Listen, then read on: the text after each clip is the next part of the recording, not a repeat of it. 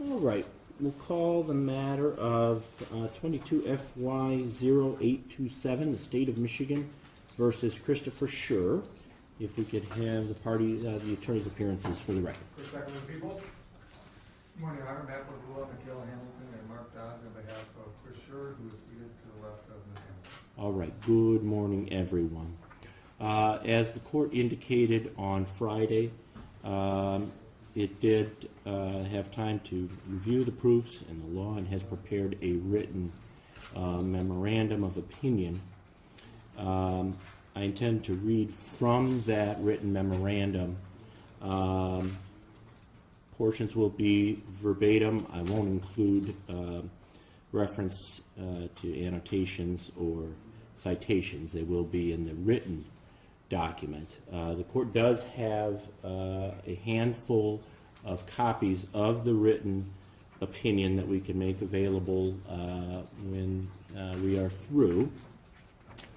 And the opinion will be available on the court's website in just a matter of about 5 or 10 minutes when the court is through giving its opinion.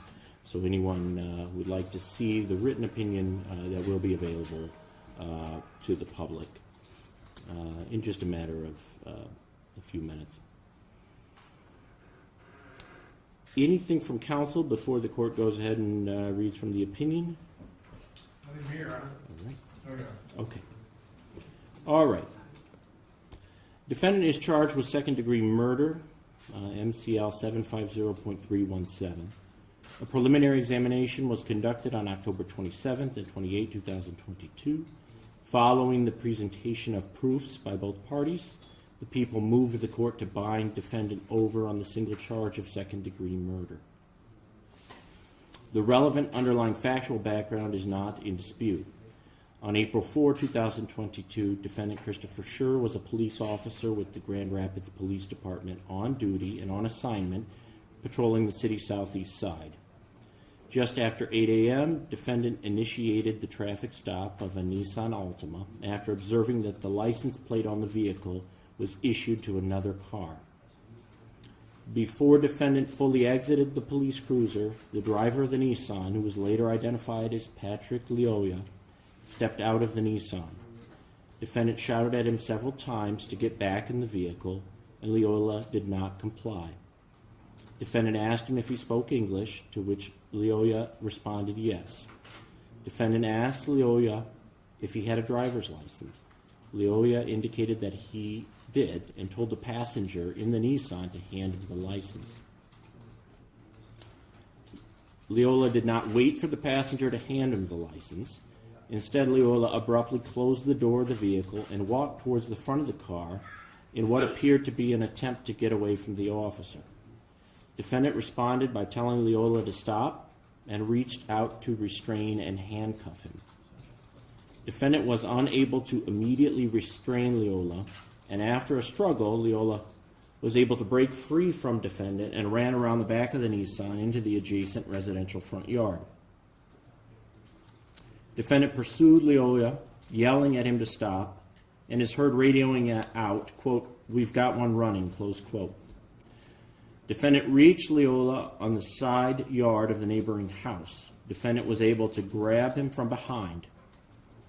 While this prevented him from running, defendant struggled to fully restrain and take control of Lyoya.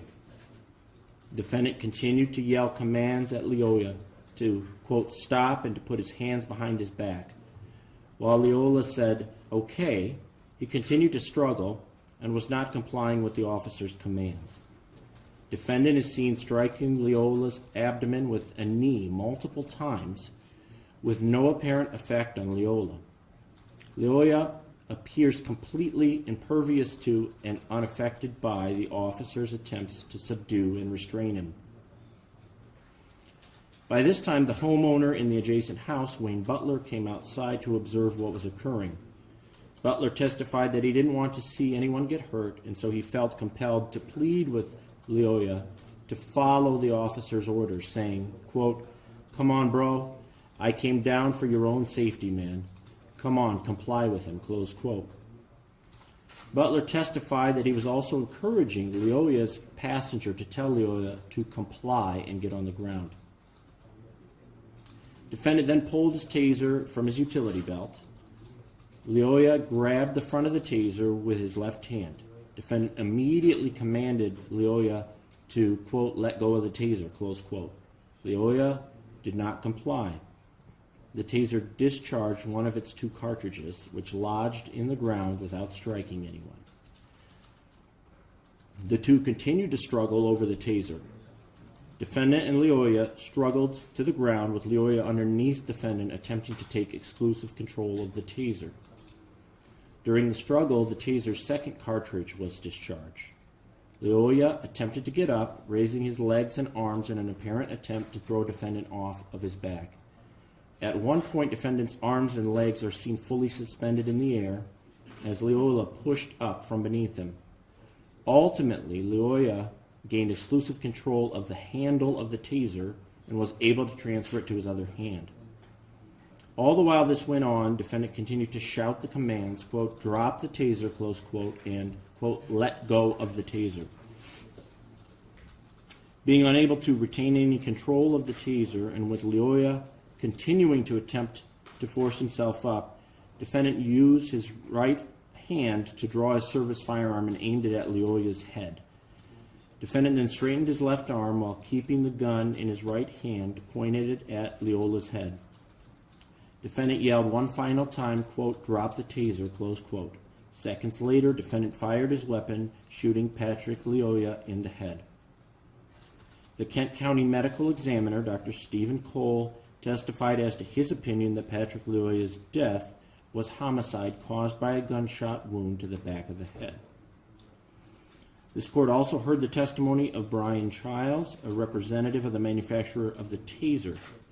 He explained that the taser involved here contained 2 cartridges capable of projecting electrical probes up to about 20 feet.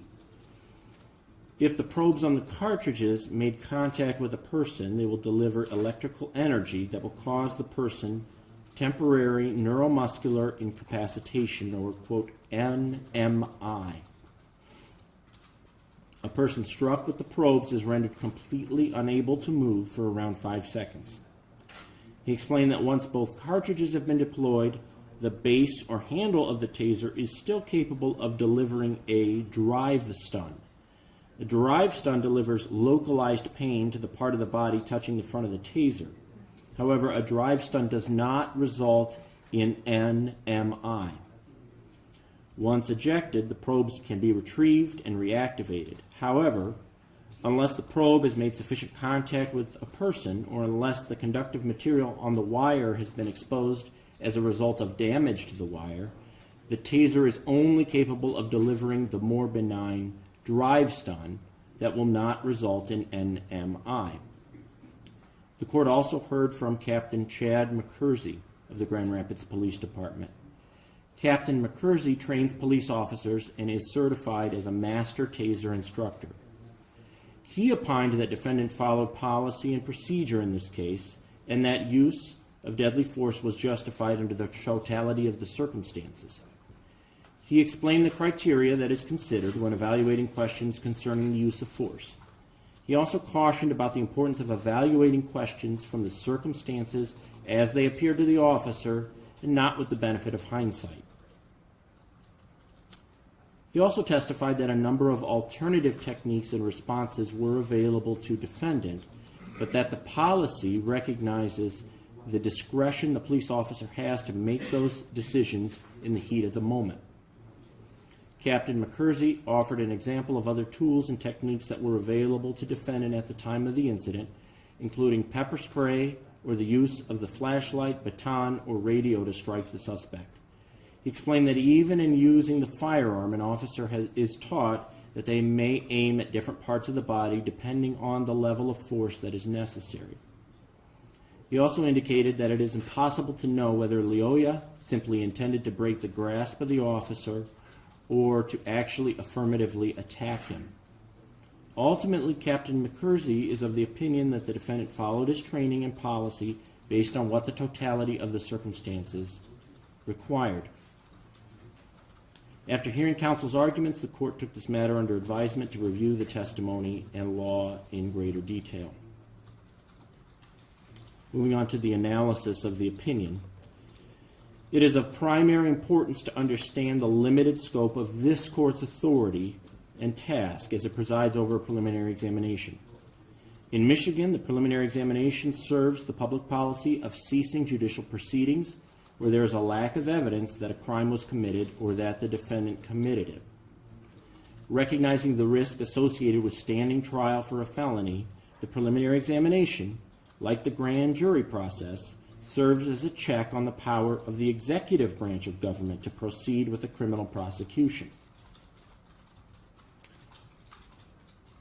The grand jury has been described historically has been described as the protective bulwark standing solidly between the ordinary citizen and an overzealous prosecutor. And that is from the U.S. Supreme Court case of United States versus Dioncio, 410 U.S. 1, 1973. However, the scope of judicial review of a criminal prosecution at the preliminary examination is very limited. The judicial officer at the preliminary examination is tasked with making the legal determination of whether there exists the minimal amount of evidence the law requires to justify continuing the criminal prosecution. While the court makes that legal determination independent of the prosecutor's decision to bring criminal charges, the court is prohibited from second-guessing the prosecutor's charging decision. Rather, if the magistrate determines that probable cause exists to support the charge under the law, he is obligated to bind the defendant over for trial. A failure by the court to bind the defendant over in that instance would amount to nothing less than the court's unconstitutional usurpation of power otherwise belonging exclusively to the executive branch of government, and more specifically to the county prosecutor. Stated more plainly, while the court operates as a check on the prosecutor's power to bring criminal charges, it is a very limited check. A court does not have the authority to veto the prosecutor's charging decision in the same way that the governor or president can veto a bill passed by the legislature proposing a law or policy that the governor or president does not like, does not think will work, or does not think is fair. The court can only determine whether the charge is founded upon probable cause. If it is legally sound, the court cannot stand in the way of the criminal prosecution, regardless of what the court might think about the prosecutor's decision to bring charges, or even the likelihood of conviction by a jury. In other words, the limited question for this court is whether the criminal prosecution can continue as a matter of law, without any regard for whether the prosecution should proceed based on anything other than the law. At a preliminary examination, a court is tasked with determining whether a felony was committed and whether there is probable cause to believe the defendant committed it. Probable cause exists where the evidence is sufficient to cause a person of ordinary prudence and caution to conscientiously entertain a reasonable belief of the accused's guilt. The evidentiary standard is far less rigorous than that required for a conviction following a trial. And I'll read here from the case of People v. Yost, which is a Michigan Supreme Court case from 2003. At the examination, evidence from which at least an inference may be drawn establishing the elements of the crime charged must be presented. The probable cause standard of proof is, of course, less rigorous than the guilt beyond a reasonable doubt standard of proof. Probable cause requires a quantum of evidence sufficient to cause a person of ordinary prudence and caution to conscientiously entertain a reasonable belief of the accused's guilt. Yet, to find probable cause, a magistrate need not be without doubts regarding guilt. The reason is that the gap between probable cause and guilt beyond a reasonable doubt is broad, and finding guilt beyond a reasonable doubt is the province of the jury. In order to establish that a crime has been committed, the prosecution need not prove each element beyond a reasonable doubt, but must present some evidence of each element. And probable cause may be established purely by circumstantial evidence and reasonable inferences arising from the evidence.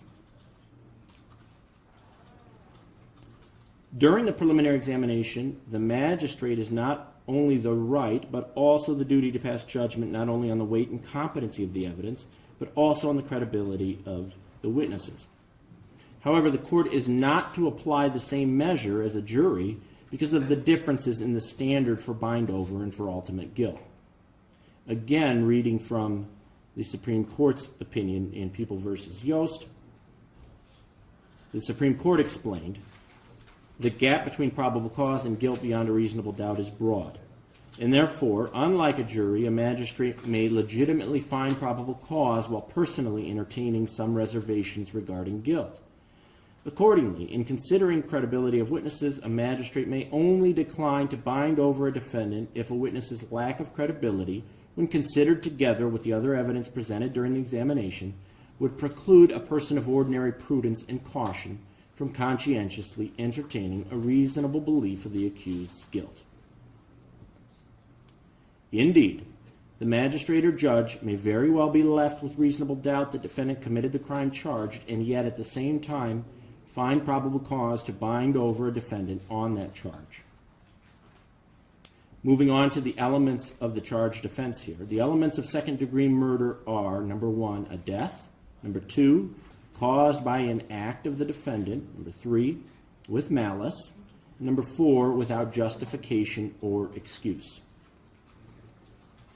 As a necessary element of second-degree murder, malice reflects the principle that criminal culpability must be tied to the actor's state of mind. Malice is defined as the intent to kill, the intent to cause great bodily harm, or the intent to do an act in wanton and willful disregard of the likelihood that the natural tendency of such behavior is to cause death or great bodily harm. Second-degree murder is a general intent crime and does not require a finding of specific intent or harm to kill. The intent to do an act in obvious disregard of life-endangering consequences is a malicious intent. There is no real question here concerning the first 3 elements of the charged crime. There is little doubt that Lyola's death was caused by the gunshot wound to the head inflicted by defendant. The clear depiction of the incident in the video strongly infers that defendant knew he was pointing the gun and firing it at close range to Lyola's head, which, in turn, is sufficient to establish probable cause to conclude that defendant acted with malice. The only real debatable question here is whether defendant's actions were justified under the law. A person is not guilty of a crime even though the person committed the illegal act if a legally recognized justification is factually supportable. At trial, the prosecution has the burden of disproving justification beyond a reasonable doubt once evidence is introduced. For purposes of bind-over, the court must determine whether there is evidence that is sufficient to cause a person of ordinary prudence and caution to consciously entertain a reasonable belief that the homicide of Patrick Lyoya was not justified under the law. Defendant presents 3 theories that he argues establishes clear justification as a matter of law such that no probable cause exists for bind-over. Number 1, that he used force reasonably necessary in defense of himself or others. Number 2, that he used appropriate force in response to force used by Lyoya to avoid arrest. And 3, that he used reasonable force to prevent a felon from fleeing to avoid capture. We'll begin with the theory of justification by self-defense. While modified by statute in certain respects in recent years, Michigan law governing self-defense remains primarily a creature of common law. At common law, a claim of self-defense, which is founded upon necessity, real or apparent, may be raised by a non-aggressor as a legal justification for an otherwise intentional homicide. The ultimate question requires a factual determination of whether the accused, under all circumstances of the assault, as it appeared to him, honestly believed that he was in danger of losing his life or of great bodily harm, and that it was necessary to do what he did in order to save himself from such apparent threatened danger. Thus, the homicide of Patrick Lyoya would be justified under the law of self-defense only if the defendant honestly and reasonably believed his life was in imminent danger or that there was a threat of serious bodily harm and that it was necessary to exercise deadly force to prevent such harm to himself. Our Supreme Court made it clear that, quote, the touchstone of any claim of self-defense as a justification for homicide is necessity. And indeed, the court confirmed that generally questions concerning the existence or lack of reasonableness or necessity in resorting to deadly force in self-defense are for the jury to decide after considering all of the circumstances. Some conclusions concerning the use of deadly force for self-defense can be made as a matter of law. For example, the general rule under the common law was that a person first attempt to retreat and avoid the danger before being justified in using deadly force in self-defense. However, by operation of law, both common law and more recently by statute, the duty to retreat is completely excused under certain circumstances. For purposes of this case, there is no dispute that defendant was legally pursuing Patrick Lyoya and was therefore legally on the front lawn of a private residence at the point of the shooting. Therefore, under Michigan law, MCL 780.972, defendant did not have any obligation to retreat rather than use force.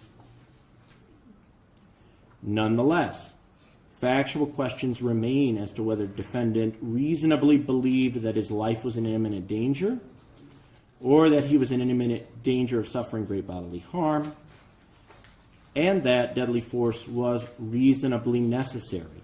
These are questions of fact that the jury must decide based on the totality of the circumstances as presented by the evidence at a trial.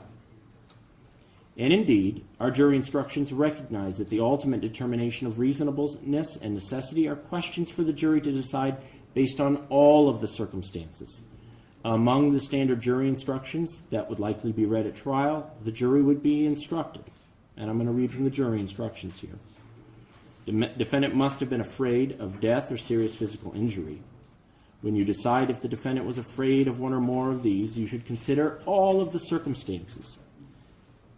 And then in parenthetical, the condition of the people involved, including the relative strength, whether the other person was armed with a dangerous weapon or had other means of injuring the defendant, the nature of the other person's attack or threat, whether the defendant knew about any previous violent acts or threats made by the other person. And at the time, the defendant must have honestly and reasonably believed that what he did was immediately necessary. Under the law, a person may only use as much force as he thinks is necessary at the time to protect himself. And when you decide whether the amount of force used seemed to be necessary, you may consider whether the defendant knew about any other ways of protecting himself. But you may also consider how the excitement of the moment affected the choice the defendant made. And that's the end of the quote from the Michigan Standard Criminal Jury Instructions. While defendant has made strong arguments that the circumstances establish reasonableness and necessity, this court cannot make that determination here at the preliminary examination as a matter of law. The evidentiary record from the preliminary examination contains enough to allow a person of average intelligence to conclude that defendant's fear was not reasonable or that the defendant's shooting of Lyoya in the back of the head was not reasonably necessary. Captain McCursey testified that it's not clear to him whether Patrick Lyoya was merely trying to get away or was prepared to offensively attack defendant. Captain McCursey also recounted a number of examples of alternative techniques that may have been available to defendant. Based on the testimony, the threat or danger that the taser presented may not be the same, depending on whether it was only capable of delivering a drive stun at the time that the shot was fired without resulting in NMI.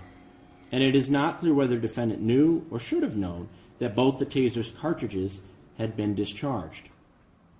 These are all circumstances that might affect how a fact finder would assess the necessity question.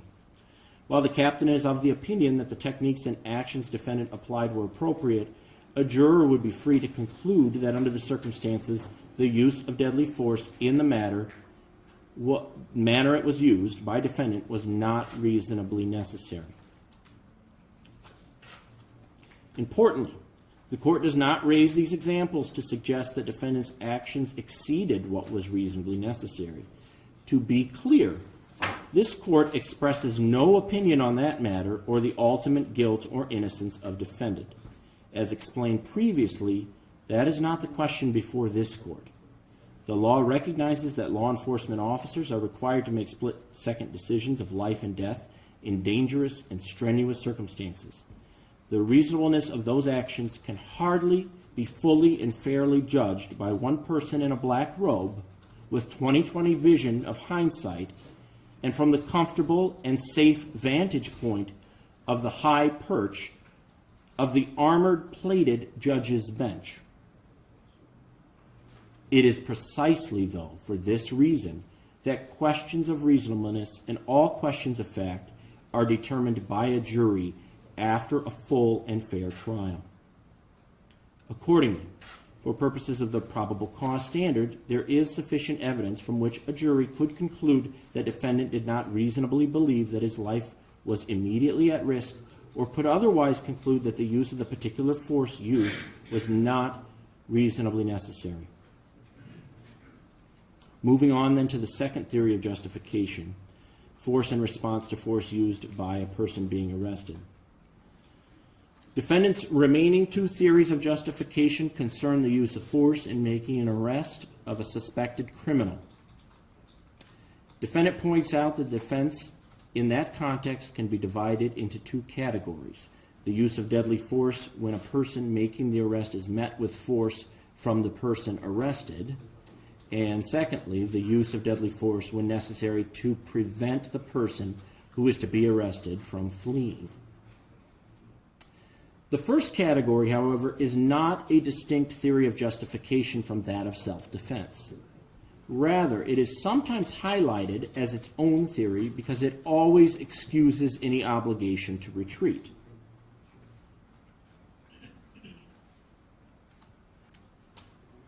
Therefore, for the purposes of this case, the theory is completely duplicative and indistinct from the justification of self-defense.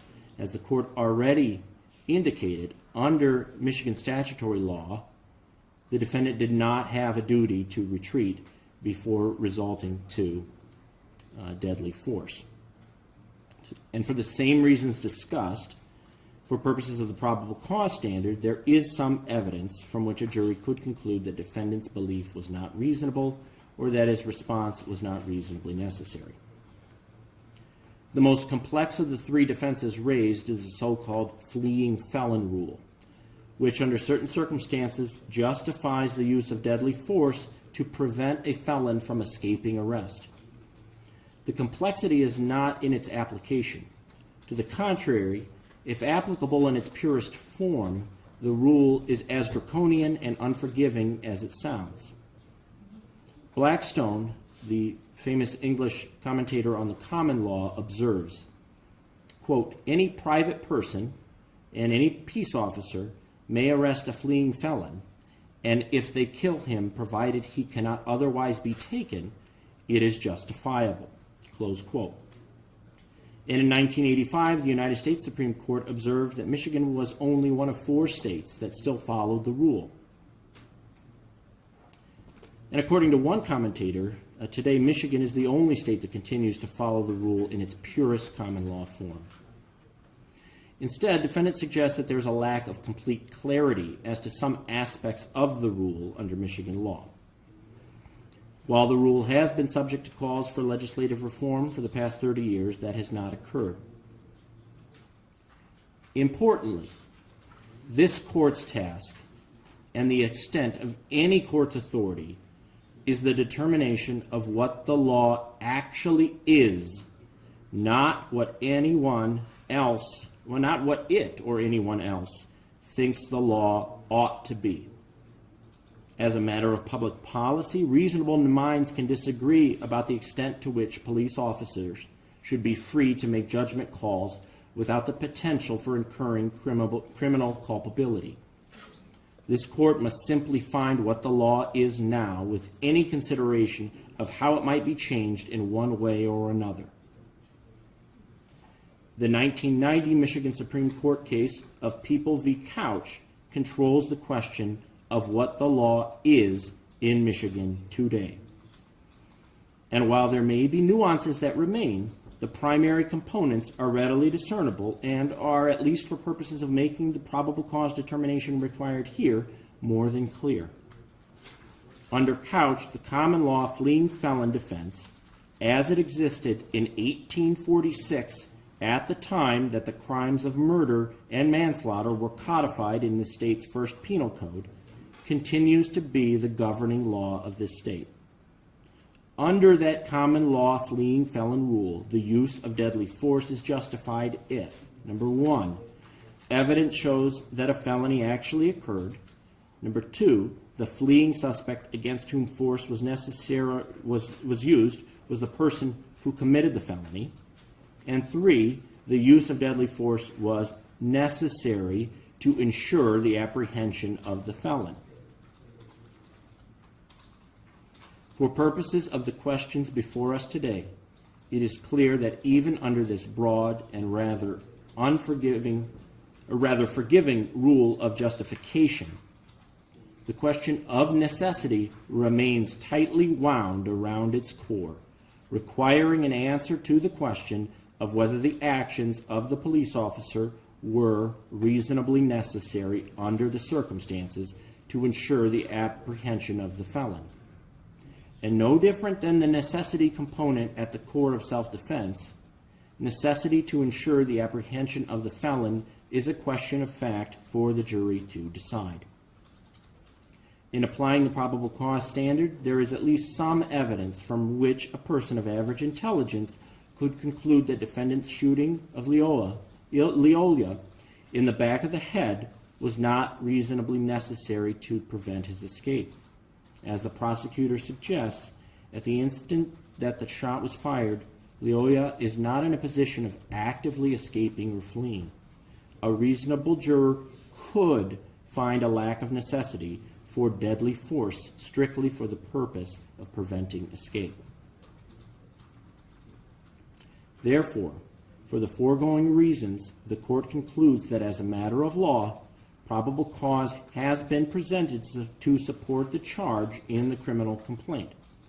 Accordingly, it is the court's legal obligation to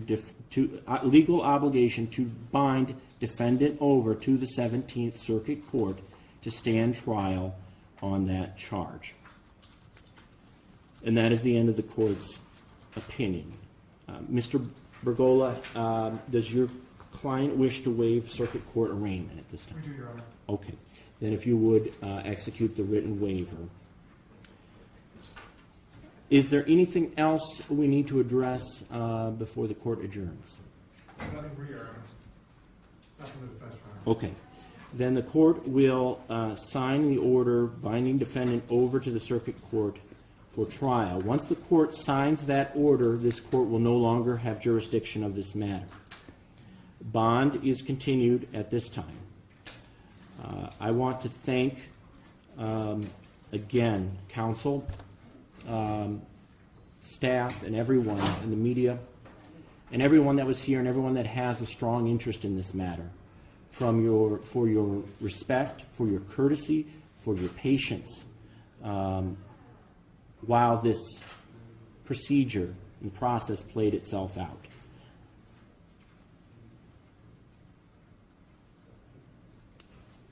I do want to wish everybody here, everyone who has been touched by the facts and circumstances that were presented over the past couple of days, the peace, hopefully that you find peace in the coming days, regardless of what those coming days may hold. Thank you, everyone. Take care. We are adjourned.